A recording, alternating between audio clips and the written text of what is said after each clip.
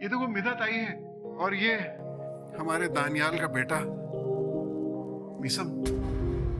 मीसम से रोज मिलने जाना, इसके बाप की तरह उसका ख्याल रखना।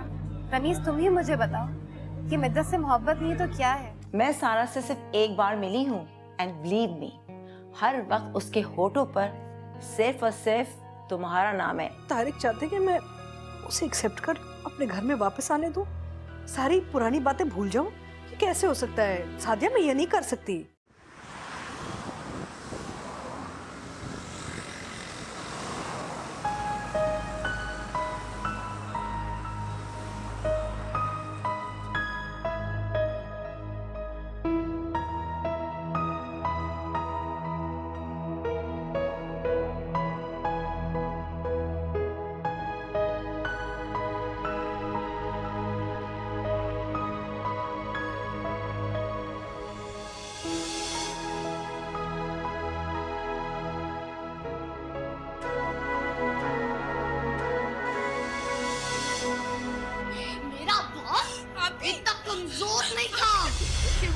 बात से टूट जाए मगर तुम लोगों ने मुझे दर बदर कर दिया।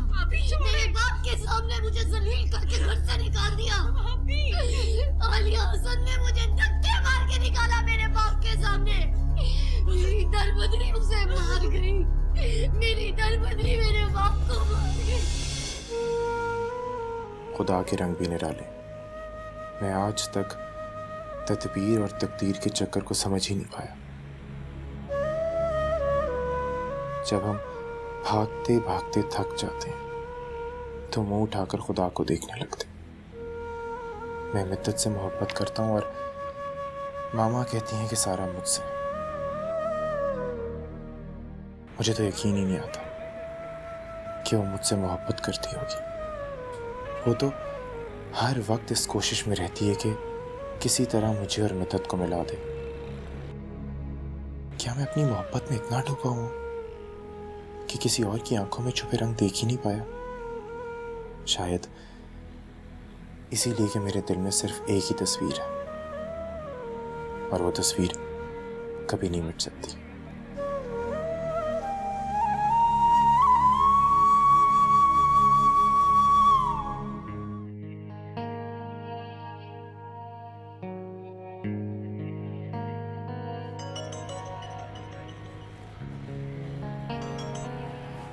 जी अस्सलाम वालेकुम तारिक अंकल, कैसे हैं आप?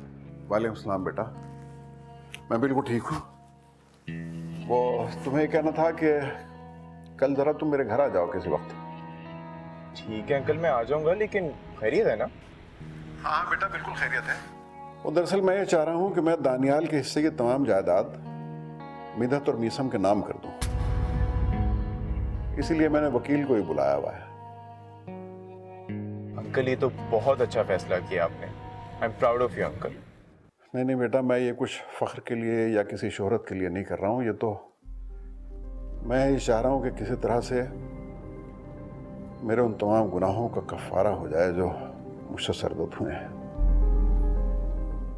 खैर एनीवेज अंकल, मैं कल ज़रूर आऊँगा। इंशाल्लाह आपसे कल मुलाकात होगी। Take care. ओके, अल्लाह हाफ़िज़।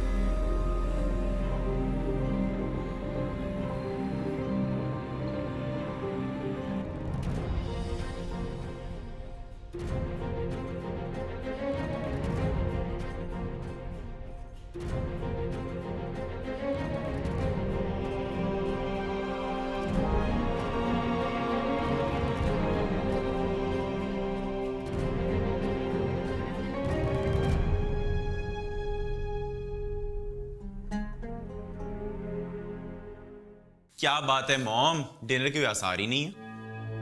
तुम्हें अगर भूख लग रही है तो हम पहले खाना खा लेते हैं। अरे नहीं नहीं, मैं तो ऐसे ही कह रहा था। अच्छा मॉम, वो आपने कोई बात करनी थी मुझसे? बात तो करनी थी, लेकिन कोई बात नहीं, डिनर के बाद कर लूंगी। अरे नहीं नहीं, आप कहिए, अभी करते हैं बात। जी तुम मिदत और उसके बच्चे को आलिया आपी के घर लेकर गए और तुमने मुझे बताया तक नहीं। तुमने मुझे इतना गैर जरूरी समझ लिया है। अंदाजा है तुम्हें कितनी एम्बेरसमेंट हुई है मुझे जब आलिया आपी ने तुम्हारा हवाला दिया। मॉम, ऐसा हरगिज नहीं कि आप मेरे लिए जरूरी नहीं, बहुत जरूरी हैं आप मेरे लिए, लेकिन वहां जो कुछ भी हुआ वो हरगिज इतना अच्छा नहीं था कि मैं आके आपको बताता। रमीज, आखिर मिदत के मसले से तुम्हारा क्या ताल्लुक है? तुम्हें अंदाजा है तुम्हारी इस हरकत की वजह से मेरे और आलिया आपी के दरमियान डिफरेंसेस पैदा हो सकते हैं। देखिए मॉम, मैंने ऐसा कुछ नहीं किया जिसकी वजह से आपका और आलिया खाला का रिलेशनशिप खराब हो। पर बात मिद्दत की नहीं है, दानी और दानी के बेटे की है। इनफैक्ट मिद्दत तो वहां जाना ही नहीं चाह रही थी। वो तो मैंने उसे फोर्स किया कि वो मीसम को उसके दादा और दादी से अलग ना करे। और तुम्हारी इस कोशिश ने वहां क्या गुल खिलाए? तारिक भाई और आलिया आपी के दरमियान फासला पैदा हो गए हैं। उनकी मैरिटल लाइफ डिस्टर्ब हो गई है, यहाँ तक कि तारिक भाई अलहदा कमरे में सोने लगे हैं। आलिया आपी शदीद तन्हाई और डिप्रेशन में आ गई हैं। तो मॉम, इसमें मेरा तो कोई कसूर नहीं है, बल्कि कसूर आलिया खाला की नेगेटिविटी का है। और अगर वो इसी तरह मोहब्बतों को नफरत से शिकस्त देती रही ना, तो ट्रस्ट मी, एक दिन बिल्कुल तन्हा रह जाएंगे। रमीज बिल्कुल ठीक कह रहा है मामा। ये तुम कह रही हो रबिया? तुम जो उनकी मोहब्बत का गुण गाया करती थी, हर बात पे उन्हीं को फॉलो करती थी। रबिया, मैं उनकी मोहब्बत का दम भरती थी, इसीलिए कह रही हूँ मामा। अगर आलिया खाला ने अपने आप को नहीं बदला तो वो बहुत अकेली हो जाएंगी, इसी तरह जिस तरह मैं अकेली हो गई हूँ।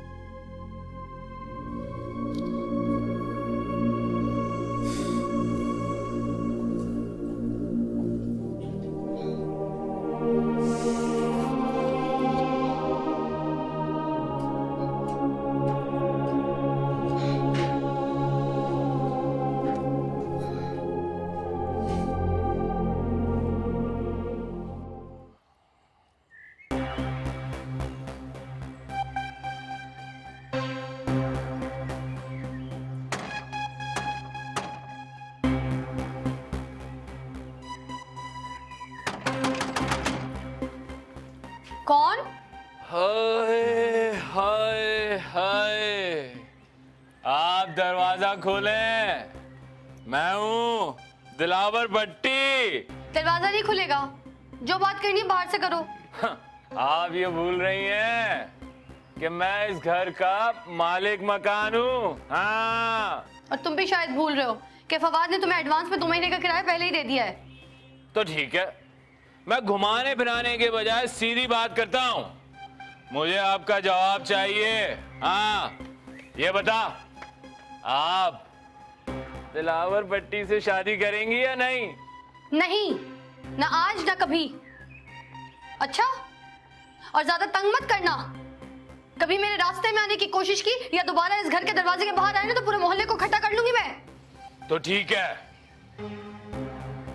आज तुमने दिलावर भट्टी का रिश्ता नहीं ठुकराया, बल्कि अपनी किस्मत पे खुद लात मारी है। और अब देखना तू क्या मोहल्ले वालों को जमा करती है। मोहल्ले वालों को मैं जमा करूंगा। हाँ, मैं।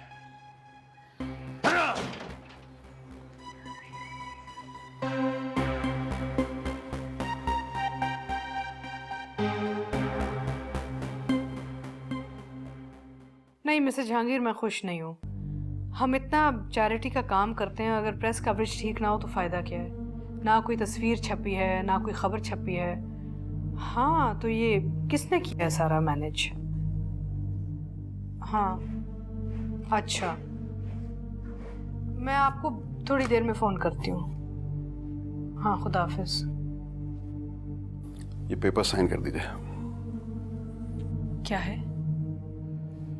प्रॉपर्टी के कागजात हैं। मैं दानी के नाम की तमाम प्रॉपर्टी उसके बेटे के नाम ट्रांसफर करना चाहता हूं। उसके बालिग होने तक उसकी तमाम देखभाल मिदत के जिम्मे होगी।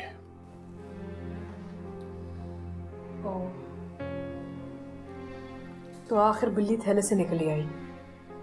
मुझे तो पहले ही शक था, बस इंतजार था कि ये सब बातें खुल के सामने कब आएंगी। बहरहाल, you just sign these documents and that's all. नहीं, मैं साइन नहीं करूंगी। इतनी जल्दी मिद्दत से हार मान जाऊं, इम्पॉसिबल। उसका तो यही मकसद था, इसी वजह से तो उसने मेरे दानी से शादी की थी। मेरा बच्चा चला गया और 2 साल चुप रही। अब वो मिस्कीन बन के अपने बच्चे की उंगली पकड़ के वापस पहुंच जाती है। नहीं, वो आपकी आंखों पे पट्टी बांध सकती है, लेकिन मैं आंखों देखी मक्खी निकल नहीं सकती। अगर तुम्हारी नेगेटिविटी कुछ कम हो जाए तो शायद मेरी बात तुम्हारी समझ में आ जाए। ये सारा एम्पायर जो मैंने बनाया था, ये मैंने अपने बेटे दानी के लिए बनाया था। अब वो इस दुनिया में नहीं रहा तो ये सब मेरे पोते का ही है ना। हम दोनों को आखिर कितनी दौलत चाहिए? कब तक जिएंगे हम? कब तक? ठीक है, अगर उसे अपने बेटे के लिए मदद चाहिए तो मांगे, बार बार मांगे, हम उसकी मदद कर देंगे। लेकिन जायदाद का हिस्सा दे दे, अपने साथ आके उसे खड़ा कर दे, ये नहीं हो सकता। ठीक है, मत करो साइन। वैसे वो तुम्हारे हिस्से में है ही क्या? जो कुछ है मेरे ही नाम है, और मैं जब चाहूंगा उसे अपने पोते के नाम पे ट्रांसफर कर दूंगा।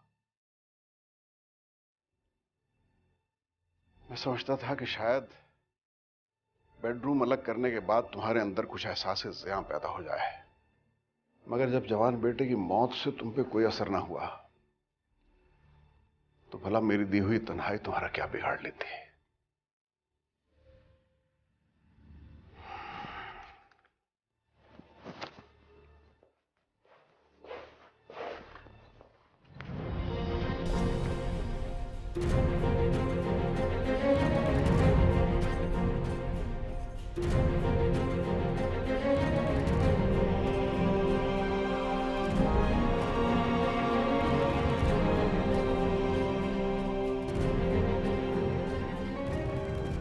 जब आप दानियाल के पापा हो सकते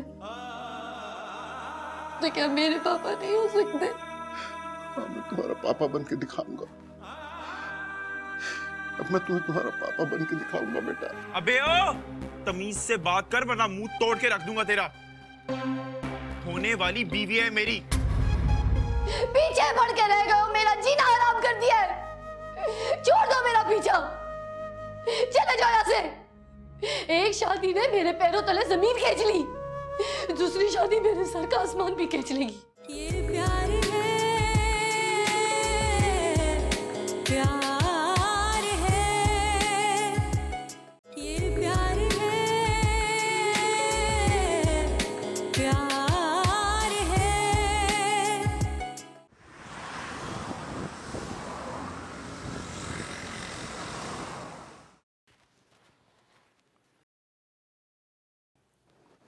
थैंक यू बेटा।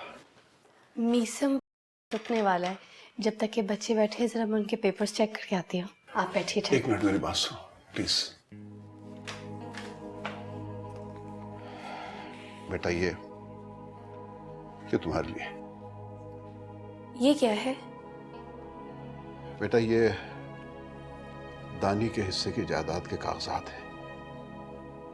ये जायदाद मैंने तुम्हारे और मीसम के नाम कर दी है। ये दानियाल की प्रॉपर्टी के पेपर्स हैं? नहीं नहीं, ये मैं नहीं ले सकती। मैं प्लीज मना मत कर अमिता, ये कोई एहसान नहीं है, और ना ही मैं ये सब कुछ करके तुम्हें अपना मकरूज बनाना चाहता हूं। बेटा मैं तो चाहता हूं कि मैं आखिरत में दानियाल के सामने सुरखरू हो जाऊं कि मैंने तुम्हारा और मीसम का हक अदा कर दिया था। देखो बेटा, अपनी सच्चाई को साबित करने के लिए मेरे पास कोई लफ्ज नहीं है सिवाय अपने वजूद के। मेरा यकीन करो बेटा।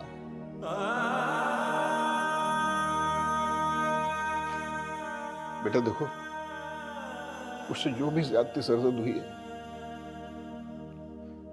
मैं तुमसे हाथ जोड़ के माफी मांगता हूं प्लीज। नहीं पापा, ये क्या कर रहे हो? नहीं, तुमने मुझे पापा कहा, मुझे पापा कहा बेटा तुमने। जब आप दानियाल के पापा हो सकते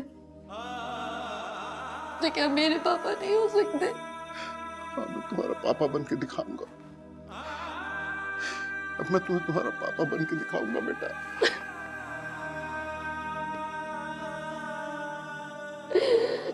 पापा मुझे माफ कर दे बेटा, मुझे पापा मैं दानिया छोड़ के चला गया।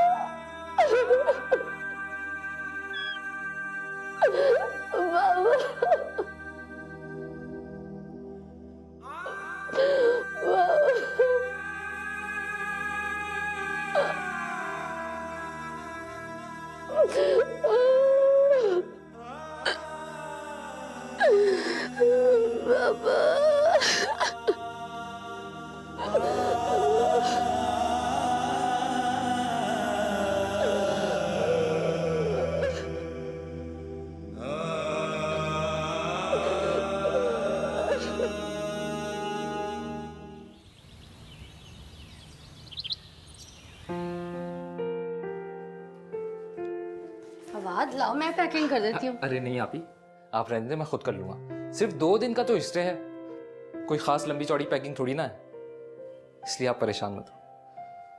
मगर आपी, मुझे आपकी फिक्र हो रही है। आप अकेली कैसे रहेंगी? अब मेरी वजह से तुम अपने ऑफिशियल ट्रिप तो नहीं कैंसिल कर सकते ना बार बार। खैर से जाओ खैर से आओ, मेरी फिक्र मत करना। वो 2 दिन के लिए तो इस्लामाबाद जा रहे हो, सिर्फ दिन में स्टूडेंट्स मेरे पास भरे हुए होंगे, रात को सईदा बुआ को बुला लिया करूंगी, कोई टेंशन वाली बात ही नहीं है। तुम आराम से जाओ। ये ठीक है, मगर आपने अपना खास ख्याल रखना है, प्रॉमिस? पक्का। आप मुझे थोड़ी सी हेल्प करना तो चलो। अरे मैं कर लूंगा ना, आप जाओ।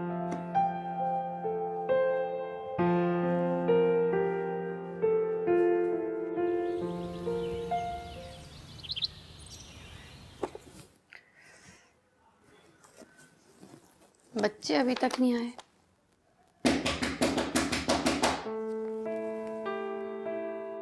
आओ मोहल्ले वालों आओ। शरीफों के मोहल्ले में मास्टर रहमान मरहूम जो सारी जिंदगी लोगों को अच्छाई का सबक पढ़ाते रहे, उनकी बेटी गुलछल्ले उड़ा रही है। ना महरम मर्दों के साथ बराबर वाली सीट पे बेवो और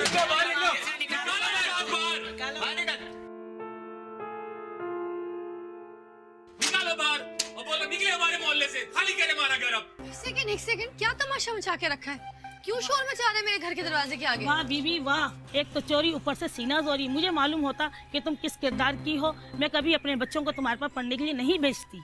जो अपने किरदार की हिफाजत ना कर सके वो हमारे बच्चों को क्या सिखाओगी? क्या बुरा है क्या अच्छा है? क्यों, क्या खामी क्या है मेरे किरदार में? बेवा होकर गैर मर्दों की गाड़ियों में घूमती हो और रात भर उनको घर में बिठाती हो और मासूम बनकर पूछती हो कि मेरे किरदार में कमी क्या है। और जब दिलावर जैसे शरीफ आदमी ने समझाने की कोशिश की तो उसको शादी की पेशकश कर दी। क्या? इधर आओ तुम, बताओ सबको। मैंने तुम्हें शादी की पेशकश की है, तुमने मुझे शादी की पेशकश की है। बोलो सबके आगे, इतने जो शरीफ बनते हो बताओ सबको। ये शरीफ नहीं है, ये आप लोगों के सामने बस शरीफ बनने का नाटक करता है। बताओ मैंने शादी की पेशकश की तुम्हें? ओहो वाह, खिसानी बिल्ली खंबा नोचे। इद्दत, मैं तो तुम्हारे करतूतों से इन मोहल्ले वालों के सामने पर्दा हटा रहा हूँ और अब यही मोहल्ले वाले ना सारे तुमसे पूछेंगे। पूछो मोहल्ले वालों। हाँ बताओ। वाह बेटी वाह, एक तो चोरी ऊपर से छीना चोरी, उल्टा चोर को दुकान को डांटे। हाँ रहमान साहब तो नहायत ही शरीफ इंसान थे। अरे कम से कम उनकी रूह की लाज रख लेती। ये शरीफों का मोहल्ला है बीबी, यहाँ ऐसी बेहयाई नहीं चलेगी। ये दिलावर का मोहल्ला है, अगर दिलावर ऐसा वैसा होता तो हमारी भी बहु बेटियां हैं, लेकिन ये सारी खराबी इसी औरत की है। बिल्कुल इसी औरत की खराबी है। क्या हो रहा है ये सब? क्या तमाशा लगाएगा आप लोगों ने यहाँ पे? आप लोगों को शर्म नहीं आती किसी के घर के बाहर खड़े होकर उसमें तोहमत लगाते हुए? कौन हो मियां तुम जो हमदर्दी का बुखार चढ़ा के आ गए हो? मोहल्ले वालों, यही तो है वो, यही तो है जिसकी गाड़ी में ये बेवा होके बराबर वाली सीट पे बैठ के घूमती है। अबे ओ, तमीज से बात कर वरना मुंह तोड़ के रख दूंगा तेरा। होने वाली बीवी है मेरी। क्या सुना आप लोगों ने? होने वाली बीवी? होने वाली बीवी?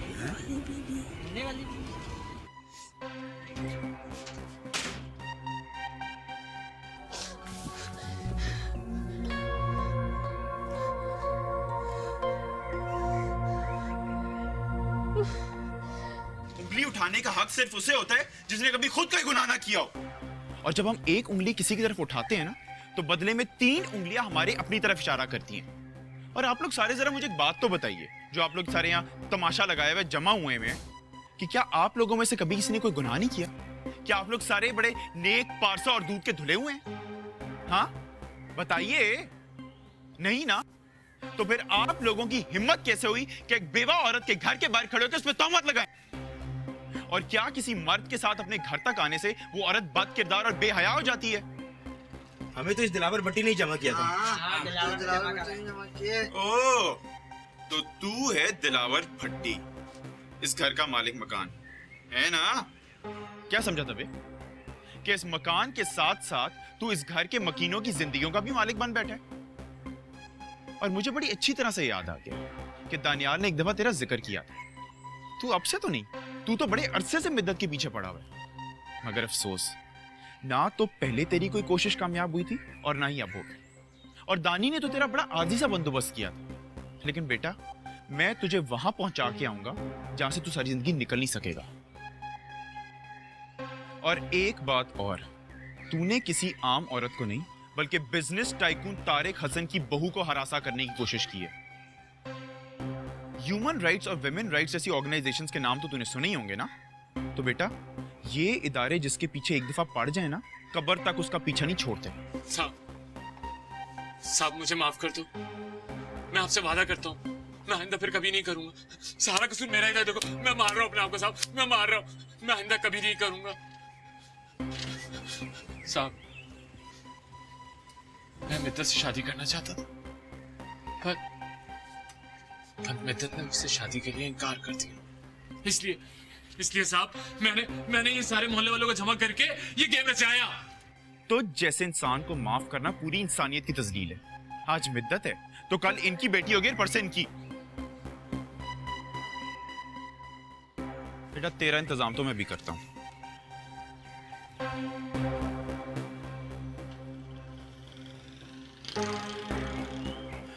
जी अस्सलाम वालेकुम सफदर साहब, कैसे हैं आप? सफदर साहब, मैं आपको अभी एक पता टेक्स्ट कर रहा हूं। आप काइंडली अपनी ह्यूमन राइट्स टीम के साथ उस पते पे आ जाइए। और हाँ, पुलिस को लाना मत भूलिए। जी।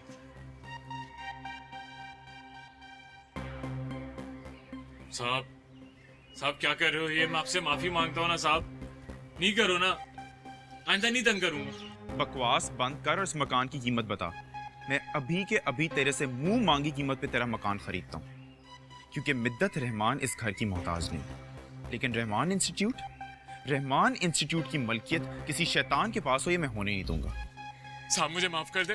साहब मैं आपसे माफी मांगता हूँ। देखो, मुझे पुलिस के हवाले मत करो। मैं आया, खुदा की कसम, आपको इस मोहल्ले में आइंदा शक्ल भी नहीं दिखाऊंगा, और मुझे इस घर के एक फूटी कौड़ी तक नहीं चाहिए। बस मुझे पुलिस के हवाले मत करो साहब, मुझे पुलिस के हवाले मत करो, पुलिस के हवाले मत करो। देखो, आपको इस मोहल्ले में नजर नहीं आऊंगा साहब। बात रही पैसे की, मुझे इस घर का एक फूटी कौड़ी नहीं चाहिए साहब, पर मुझे प्लीज। आप लोगों में से जो दिलावर भट्टी का साथ देना चाहे दे सकता है, मुझे कोई एतराज नहीं। नहीं भाई, नहीं भाई, कान पकड़े। झूठा शख्स है ये दिलावर, ये झूठा है।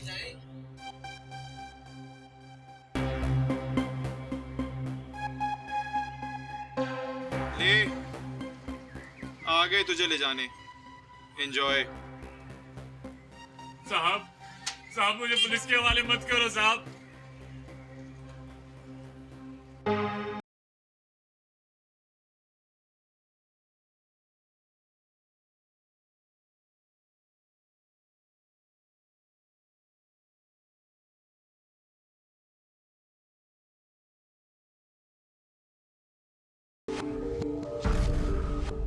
तुम में और दिलावर भट्टी में क्या फर्क है? दिलावर भट्टी ने सामने से वार किया तो तुमने दानियल हसन का दोस्त बनकर पीछे से वार कर दिया। बेटा, ऐसा नहीं है। मेरा शौहर मर गया, मेरा बाप सर पर नहीं है, तो क्या तुमने मुझे माले गनीमत समझ के रख लिया? बोलो, मैंने कब कहा मैं तुमसे शादी करना चाहती हूँ? मैंने कब ख्वाहिश जाहिर की? क्या तुमने भी दिलावर भट्टी की तरह मिद्दत दानियाल हसन को किरदार का इतना हल्का समझा हुआ है कि वो अपनी बेवकी की चादर को इज्जत से संभाल ना सके? ऐसा नहीं है मिद्दत, मैं कल भी आपकी बहुत इज्जत करता था और आज भी करता हूँ। मैंने बाहर जो कुछ भी कहा सिर्फ और सिर्फ आपकी इज्जत बचाने के लिए कहा। मैं उन मोहल्ले वालों और दिलावर भट्टी के सामने आपका सर झुका हुआ नहीं देख सकता। ये तुमने अपने नाम के साथ मेरा नाम जोड़ लिया? क्या दूसरों की इज्जत बचाने का सिर्फ एक यही तरीका है? कितने घटिया निकले तुम।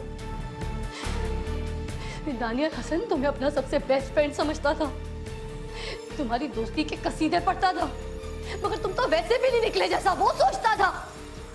क्या कमी है मुझमें? हाँ, क्या कमी है मुझमें मिद्दत? क्या मैं उस दिलावर भट्टी से भी गया गुजरा हूं कि आपसे आपका हाथ नहीं मांग सकता, या फिर आपसे शादी करने का नहीं सोच सकता? शादी शादी शादी नहीं करनी मुझे, कोई शादी किसी से भी शादी नहीं करनी। पीछे पड़ के रह गए हो, मेरा जीना हराम कर दिया है। छोड़ दो मेरा पीछा, चले जाओ यहाँ से।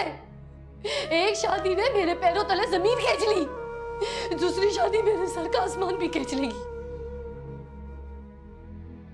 चले जाओ, चले जाओ, चले जाओ, जाओ, जा रहा हूं। नहीं, जाओ, चले जाओ, चले जाओ, चले जाओ, चले जाओ, चले जाओ। ये कैसी दर्द की लहरें हैं जो तन मन चीरती जाती हैं, जल थल आंखें चुप रह कर भी दिल की बीती कह जाती है।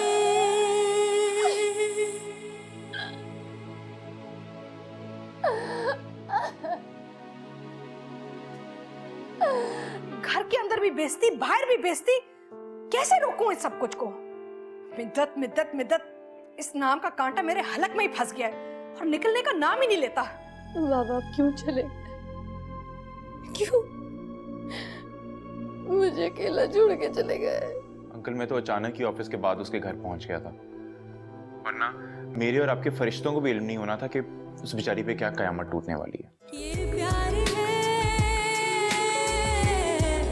प्यार है, ये प्यार है,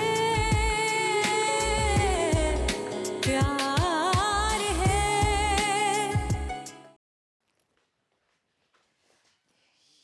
चुड़ैल, मैं जहां जाती हूँ पहुंच जाती है। मिद्दत मिद्दत मिद्दत, सिक ऑफ हर। मेरा मतलब है कि कैसे उसको फारिग करूं मैं सूरत को। और मिसेस जहांगीर, मेरा मतलब है किस अंदाज से कह रही थी कि सुना है कि तारिक हसन भी आजकल सोशल वर्क शुरू किया हुआ है उन्होंने। मेरे ड्राइवर ने उनकी गाड़ी देखी है किसी मिडिल क्लास घराने की तरफ। What does he mean? What is Tariq doing? समझ में नहीं आ रही मैं कहाँ जाऊं। घर के अंदर भी बेइज्जती, बाहर भी बेइज्जती, कैसे रोकूं इस सब कुछ को? मिद्दत मिद्दत मिद्दत, इस नाम का कांटा मेरे हलक में ही फंस गया है और निकलने का नाम ही नहीं लेता। उसी की मोहब्बत में तारिक हसन उसे घर तक जाता है। आज आने दो तारिक हसन को, दो टोक बात होगी। गॉड, मुझे तो घर में भी कोई नहीं पूछता। नूरी, नूरी, नूरी कहाँ हो तुम?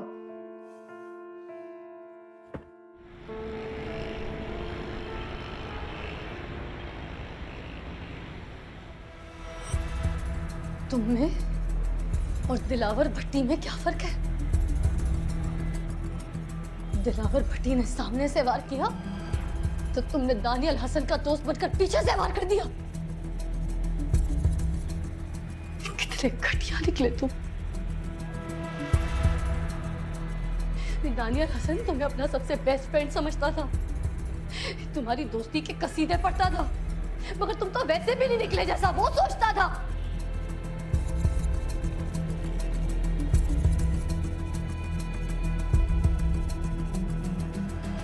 बाबा, बाबा क्यों चले गए? क्यों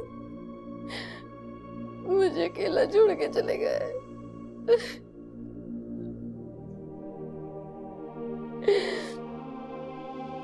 इस दुनिया में मुझे तन्हा करके चले गया।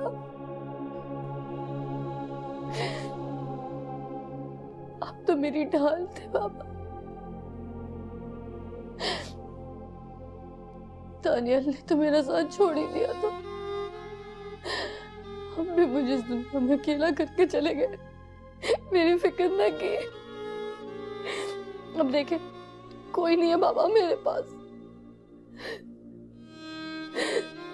मेरा कोई नहीं है बाबा, कोई भी नहीं जो मेरे आंसू पोंछे, मुझे ढांढस दे, मुझे अपने सीने से लगाए। कोई भी नहीं आपकी मदद का बाबा।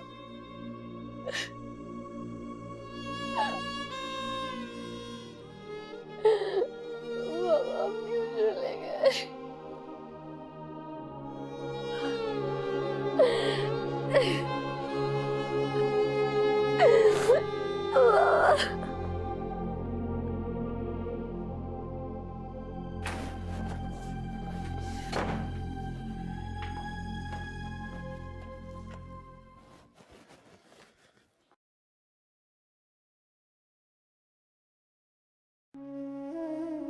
तकलीफ हमेशा उन्हीं से क्यों मिलती है जो दिल के सबसे ज्यादा करीब होते हैं। मैं आज तक ये पहेली नहीं पूछ पाया कि दानी जैसा जिंदा दिल जिंदगी की बाजी क्यों हार गया।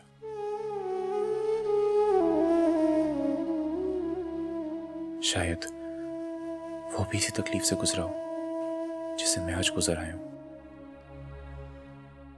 मेरे नसीब में मिद्दत की शायद इतनी ही मोहब्बत थी। अब मैं सारी जिंदगी भी मिद्दत से मोहब्बत करता रहूं। उसकी नजर में मुझ में और दिलावर भट्टी में कोई फर्क नहीं।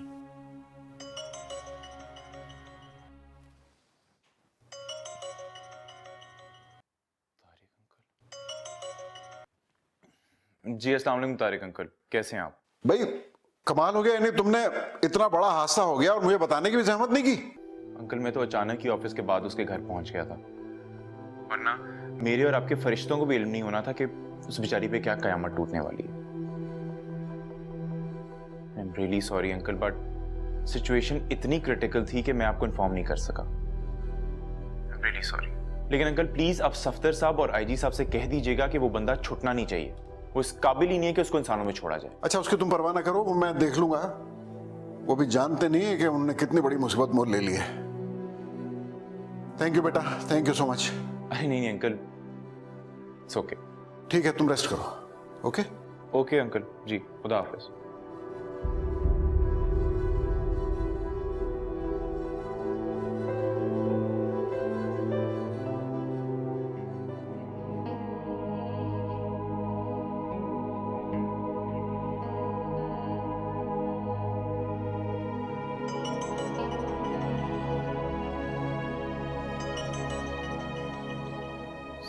सारा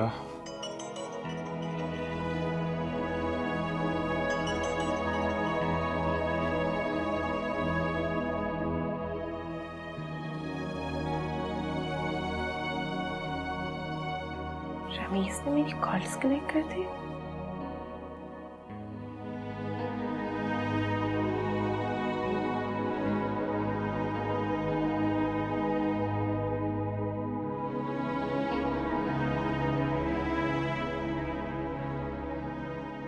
मैं इस वक्त तुम्हारी किसी भी बात का जवाब देने की पोजीशन में नहीं हूं सारा। और तुम हो के मेरा लहजा सुनते ही बात की हकीकत तक पहुंच जाती हो। ये प्यार है, प्यार है, ये प्यार है, प्यार है। 28 साल की शादी में ये पहला मौका है तारिक हसन शहर में होते हुए भी ना अपने घर के बजाय कहीं और रात गुजार के आए। हमारे बीच में दोस्ती कब थी? जो लड़ाई की नौबत आती बस एक एतमाद का धागा था, सो भी टूट गया। क्या तुम अभी भी सलमान को अपनी ख्यालों से नहीं निकाल सकी? वो तो कितने अरसा पहले तुम्हें छोड़ के चला गया। क्या तुम अभी भी इस खुशफहमी में हो कि वो तुमसे मोहब्बत करता है? होने दो, बदनामी होती है ना, होने दो। तारिक हसन को अपनी बीवी की कदर समझ आएगी।